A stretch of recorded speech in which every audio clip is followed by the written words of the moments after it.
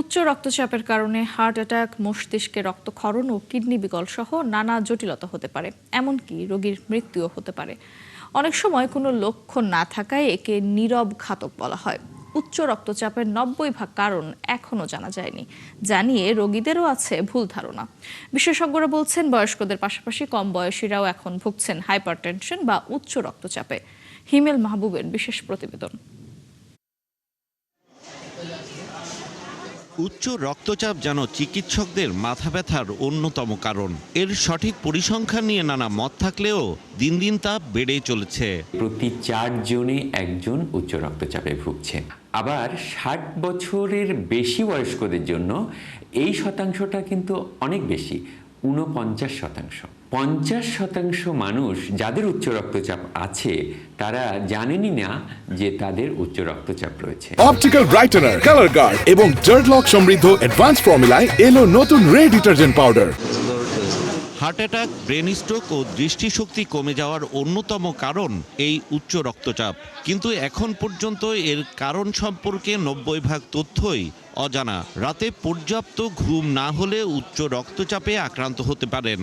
যে আমাদের প্রেশার বলেন, আমাদের ডায়াবেটিস হওয়া বলেন, আমাদের হার্টের রোগ হওয়া বলেন, সব কিছুর মূলে কিন্তু আমাদের লাইফস্টাইলের মধ্যে আমরা অনেক কিছুই নিয়ে আসি, কিন্তু আমাদের যে ঘুমের একটা ব্যাপার স্যাপার ছিল সেই জায়গাটায় কিন্তু আমরা খুব ভালোভাবে ফোকাস করি না। বেশিরভাগ সময় উচ্চ রক্তচাপের সুনির্দিষ্ট কোনো লক্ষণ সেভাবে প্রকাশ পায় না, তবে জরুরি অবস্থায় কিছু লক্ষণ দেখা যায়। একটা হচ্ছে স্থূলতা এবং আমাদের অ্যাক্টিভিটির অভাব। আমরা দেখা যাচ্ছে সেডেন্টারি লাইফস্টাইল অভ্যস্ত হয়ে যাচ্ছি, ফুড প্যাটার্নে আমাদের চেঞ্জ চলে আসছে। আমরা প্রচুর এখন ফাস্ট ফুড খাচ্ছি, আমাদের সবজির পরিমাণ কমে গিয়েছে, আমরা বার্ন করছি কম। যাদের নিয়মিত ওষুধ সেবন প্রয়োজন তাদের একটি বড় অংশ একসময় ওষুধ খাওয়া বাদ দেন।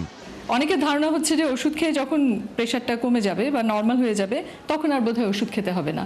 একটা পরিষ্কার ভাষায় বলে রাখি, আপনার যখন ডায়াবেটিস ধরা পড়বে, যখন আপনার প্রেশার হবে, ধরে নিতে হবে যে আপনি যে আগামী বছরগুলো আপনাকে এই দুটো সঙ্গীকে সাথে নিয়ে চলতে হবে। আমাদের আসলে দৈনিক লবণ খাওয়ার পরিমাণটা হচ্ছে 1 চা চামচ, মানে 6 গ্রাম। সেটা অবশ্যই খাদ্যের সাথে, সেটা কোনোভাবেই এক্সট্রা সল্ট, আমরা অনেকের অভ্যেস আছে যে খাবারে লবণ ছিটিয়ে খাবে, এই ব্যাপারটা যেন না হয়।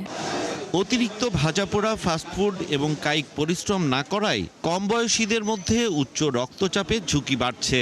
আগে একটি সময় 40ঊর্ধ্ব ব্যক্তিদের নিয়মিত রক্তচাপ পরীক্ষা করতে বলা হতো।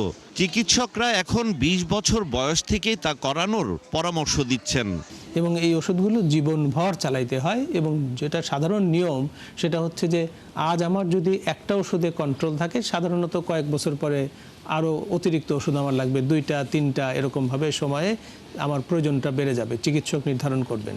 আমাদের এখনও আমাদের বাজারে কিছু বিকল্প ওষুধ আছে যে ওষুধগুলো কিন্তু বেশ সুলভ, এবং সেই সুলভ ওষুধগুলো যদি আমরা সতর্কতার সাথে নির্বাচন করি সেই রকম ব্যক্তির ক্ষেত্রে, তাহলে বোধহয় নির্দিষ্ট ব্যক্তির ক্ষেত্রে এই উচ্চ রক্তচাপের চিকিৎসাটা দীর্ঘমেয়াদে করাটা সহজ হয়ে যায়।